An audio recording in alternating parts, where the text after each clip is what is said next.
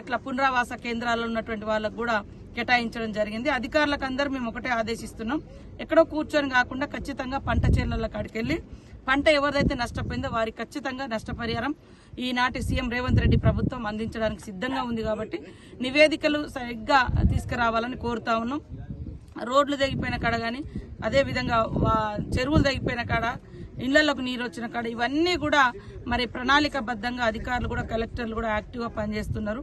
ఈ 2 రోజుల ఈ యొక్క ఫ్లడ్స్ నుంచి ప్రజలను మరి రక్షించడంలో కీలక పాత్ర పోషించినటువంటి ప్రతి అధికారికి, అదేవిధంగా కింది స్థాయి అధికారులకు అందరికి కూడా, అటు రెవెన్యూ డిపార్ట్మెంట్ కావచ్చు, ఇటు పోలీసు కావచ్చు, ఇతర పంచాయతీరాజ్ కావచ్చు, అన్ని ఆల్ శాఖలు ఎవరైతే మెడికల్ హెల్త్కి సంబంధించినటువంటి వాళ్ళు కావచ్చు, వీరందరికీ కూడా కృతజ్ఞతలు. అదేవిధంగా పత్రికా మీడియాలు కూడా ఎప్పటికప్పుడు ఎక్కడెక్కడ ఎలాంటి ప్రాబ్లమ్స్ వస్తున్నాయో కూడా ప్రభుత్వానికి తెలియజేస్తున్నారు. మేమందరం కూడా నిర్విరామంగా మరి వరద బాధిత ప్రాంతాలలో, వరద ప్రభావిత ప్రాంతాల్లో మేము పర్యటిస్తాము.